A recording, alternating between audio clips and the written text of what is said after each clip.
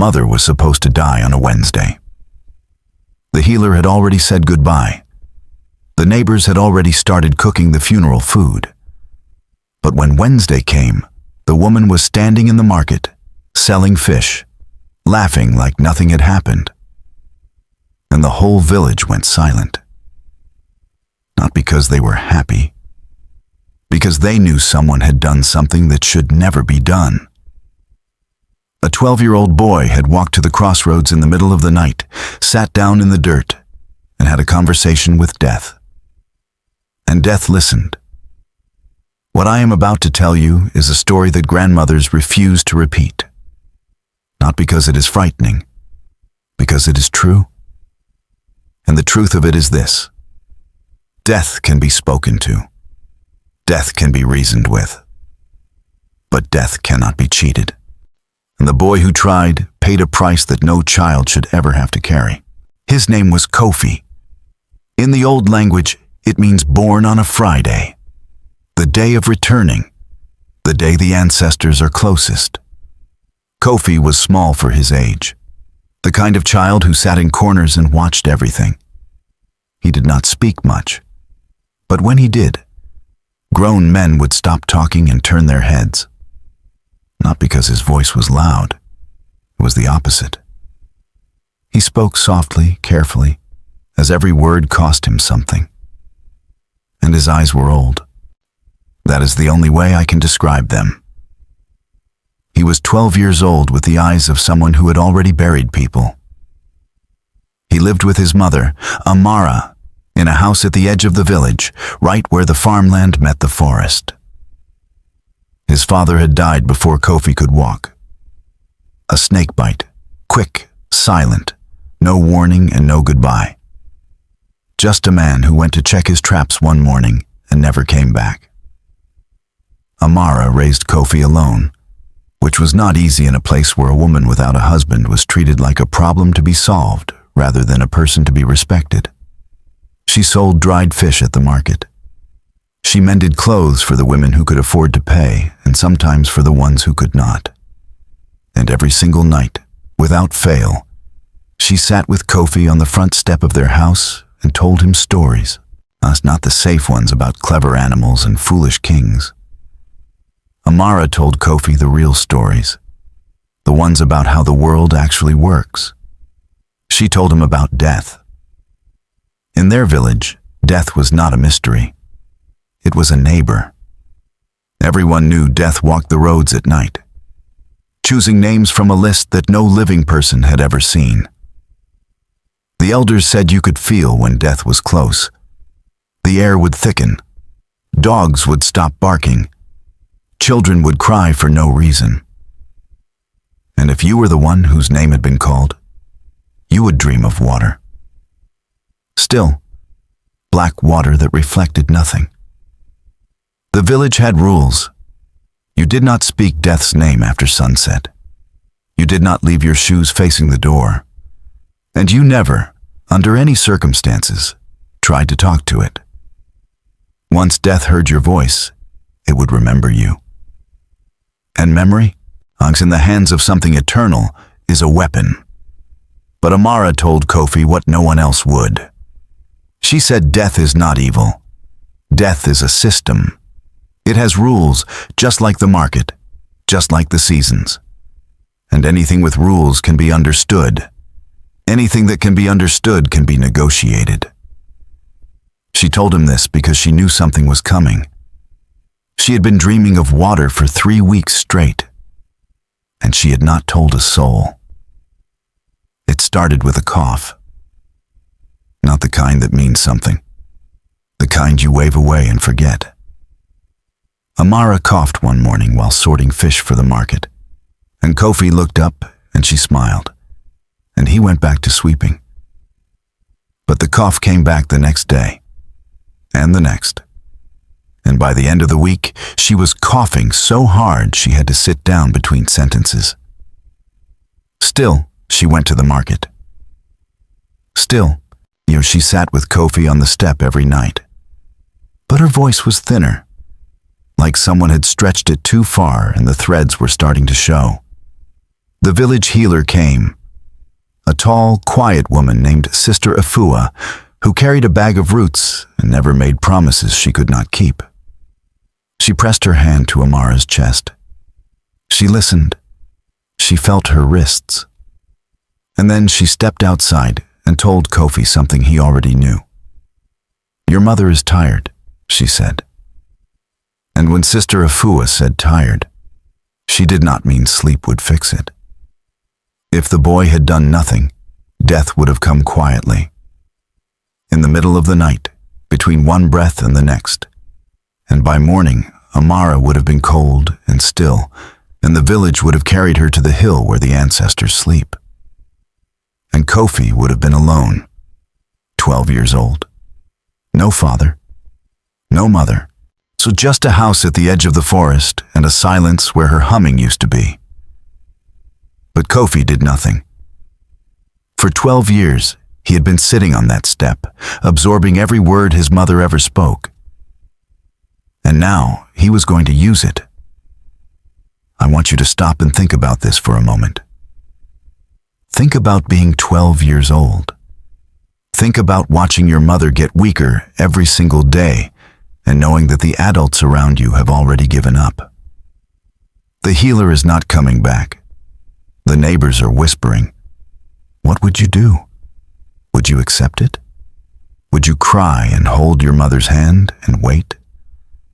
Or would you fight, even if fighting meant doing something that everyone around you said was impossible? Hold that thought. Kofi went to the old woman at the far end of the village.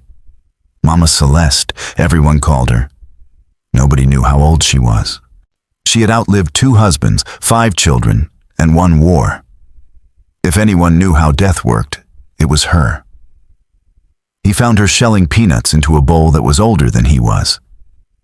He sat on the ground and said nothing. She did not look at him.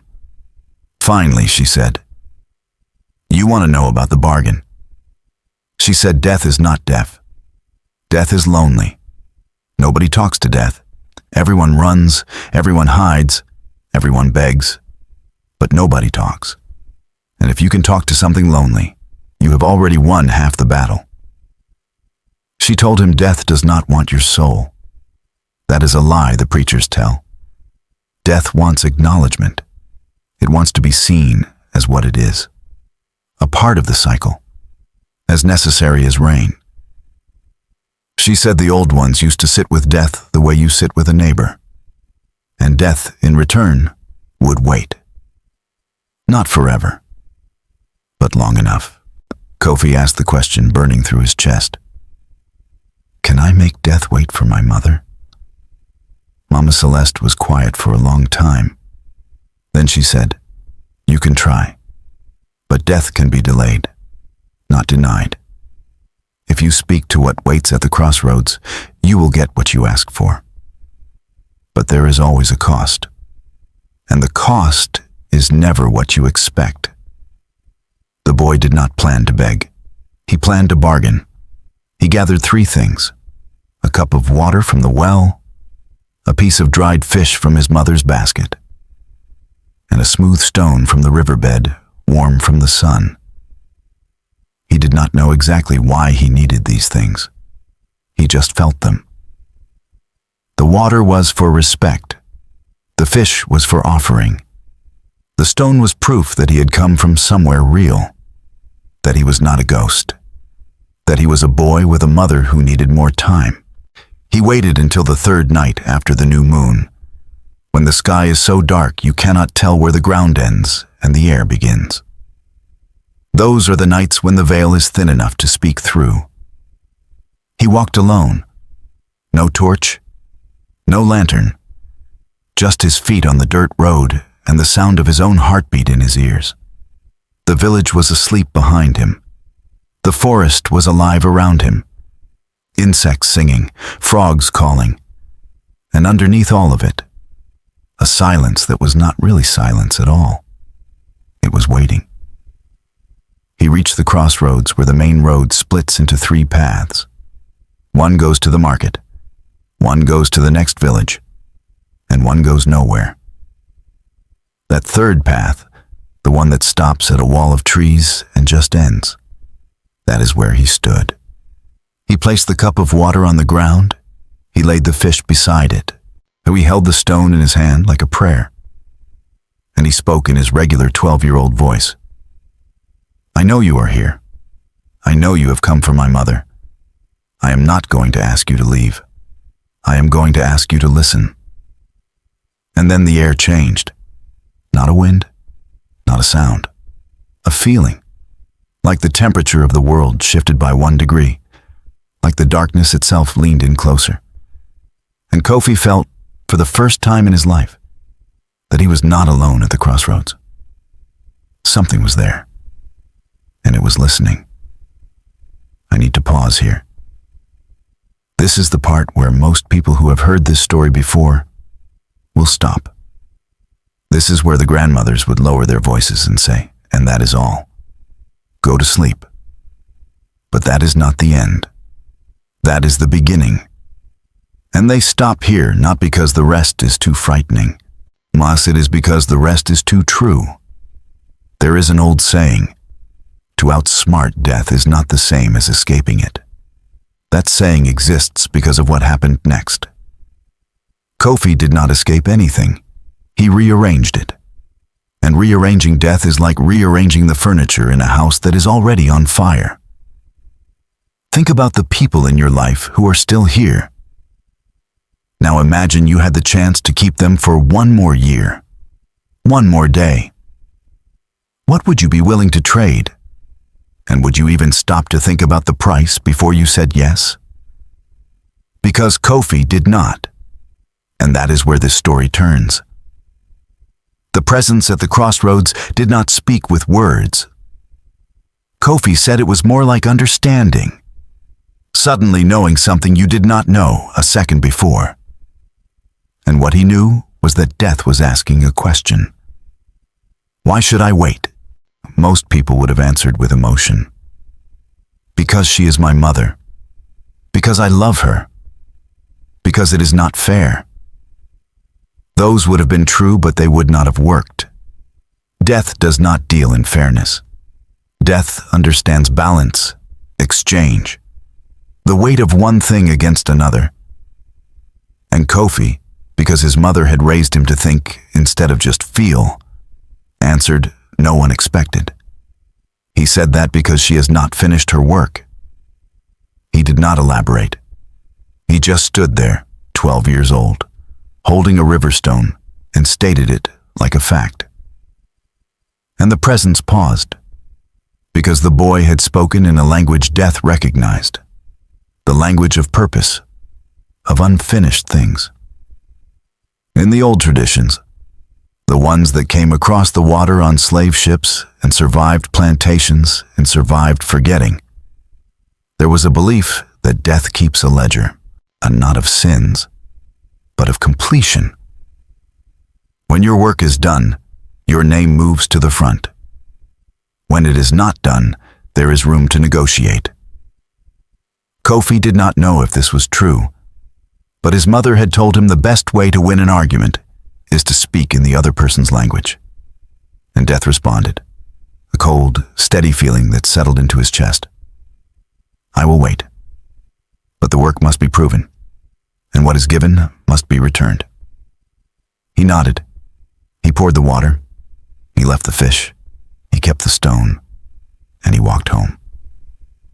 The next morning, Amara woke up, and her cough was gone.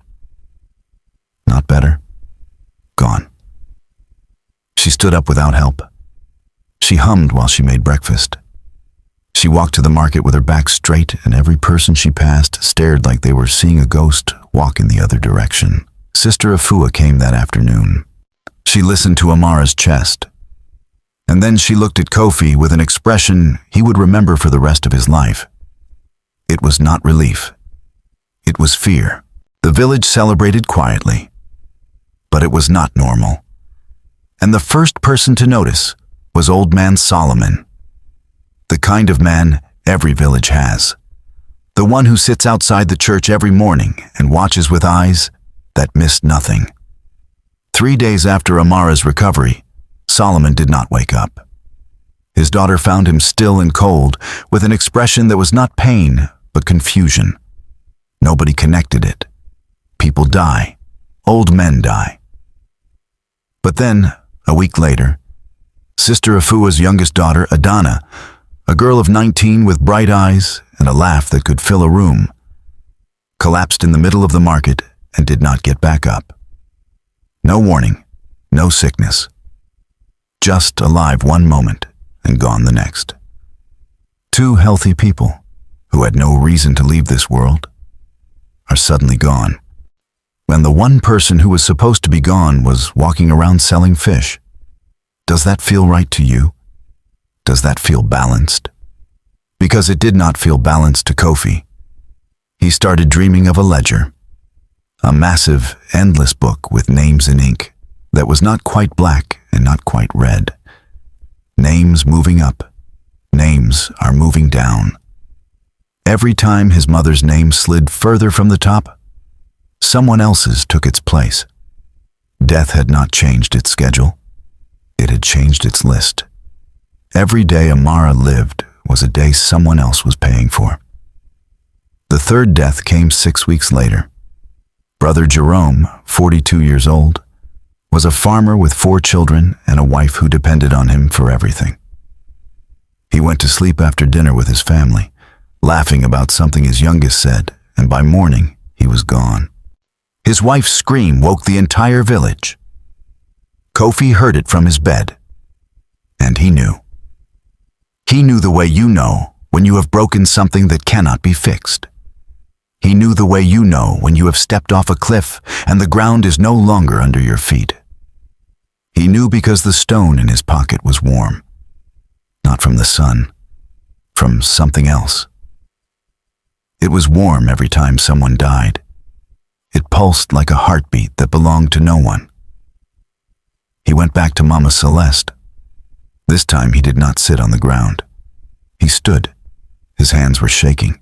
He said, "What have I done?"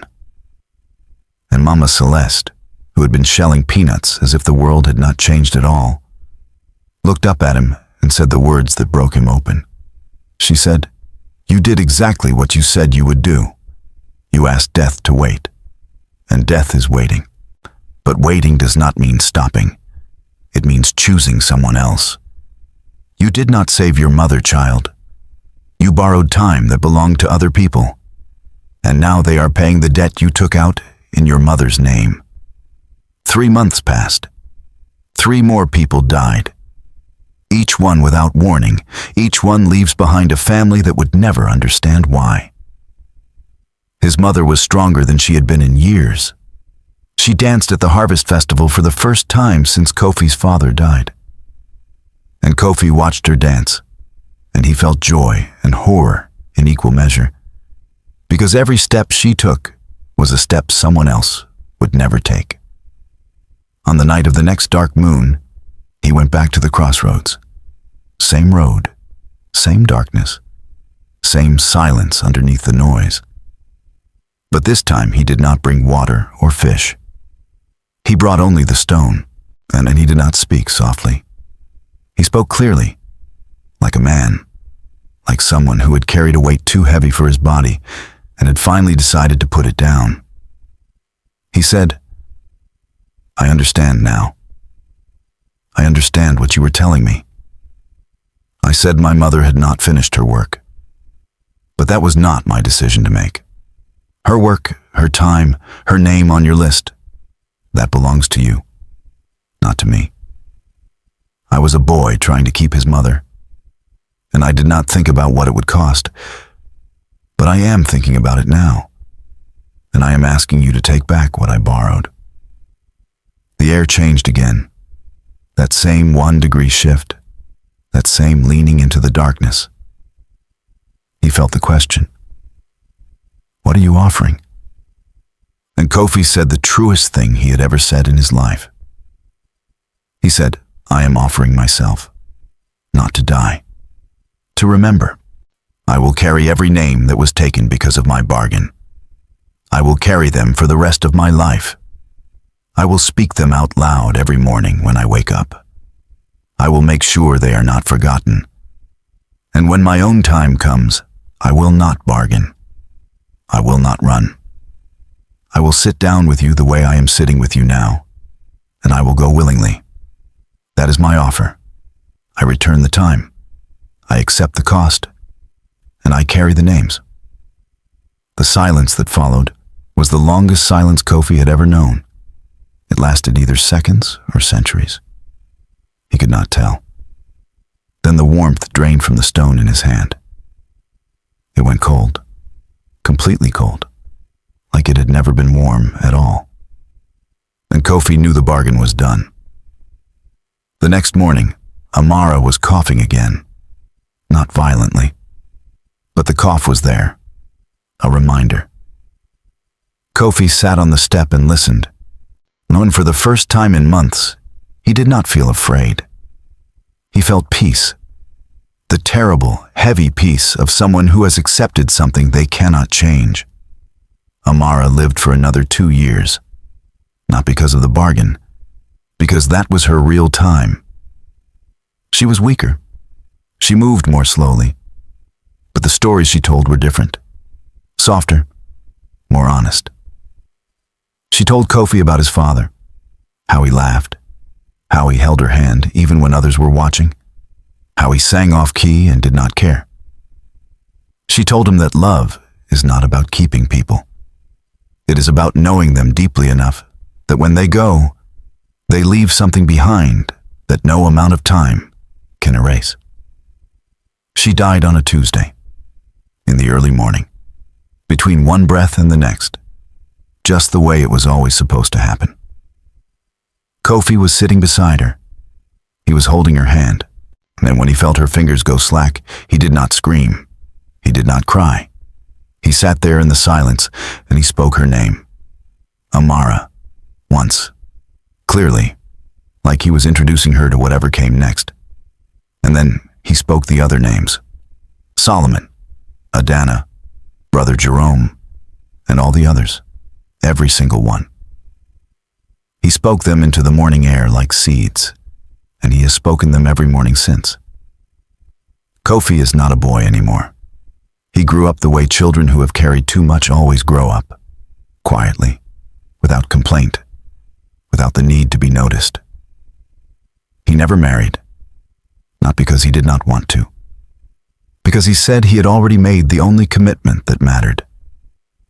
He became the village storyteller, not by choice, by necessity, because someone had to remember, and he was the only one who knew the full truth. He sits outside his house now, the same house where his mother used to hum, and he tells this story to anyone who asks, not to warn them, not to scare them, but to make sure they understand, and something that took him a lifetime to learn. You cannot cheat the system. You can understand it. You can respect it. You can even negotiate with it. But the moment you try to take what does not belong to you, even if it is time with someone you love, the cost will always find its way back. Not to you, to the people around you, to the innocent, to the ones who were never part of the deal. Death keeps its promises, even the broken ones. Now I want to ask you something, and I want you to be honest with yourself. If you were in Kofi's position, if you had the chance to save someone you love by making a deal you did not fully understand, would you take it? Would you stand at that crossroads and speak into the dark and say yes without knowing the price? Most of us would. And that is not a weakness. That is love. But love without understanding is the most dangerous force on earth. It can save one person and destroy 10 others. It can give you everything you want and take everything you need. And it can make you the villain of someone else's story, while you are still the hero of your own. Think about that. Think about the choices you have made out of love. The ones that felt right at the time, but left marks on people you did not intend to hurt. We have all been Kofi.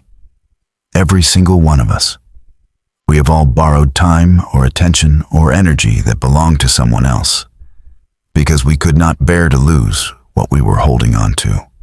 The only difference between Kofi and us is that most of us never go back to the crossroads to make it right. The fire is getting low now. The kind of low where you can still see the embers, but you know the warmth will not last much longer. And this is where I should stop. This is where the story ends and the silence begins, and you carry whatever you carry into the rest of your night. But before I go, I need to tell you why this story is rarely told.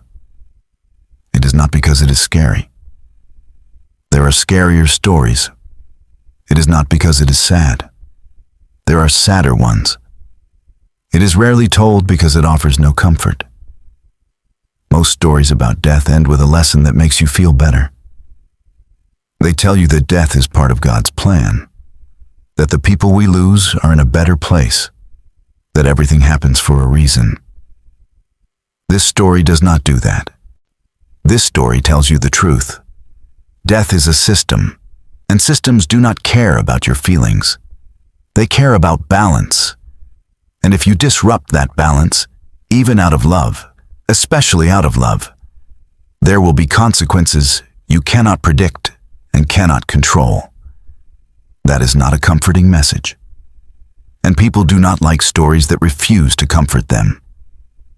But I believe we need those stories the most.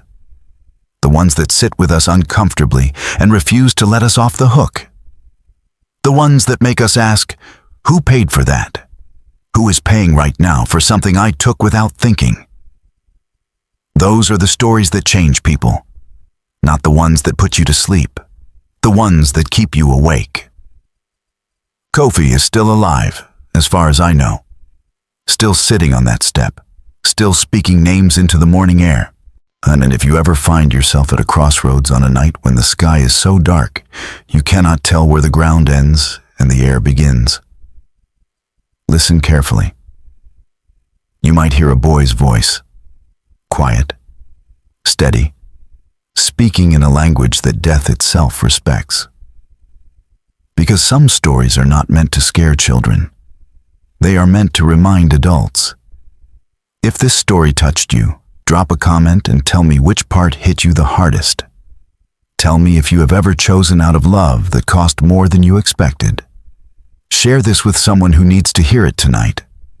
Because stories like this are not meant to be kept. They are meant to travel. Stay subscribed, and I will see you around.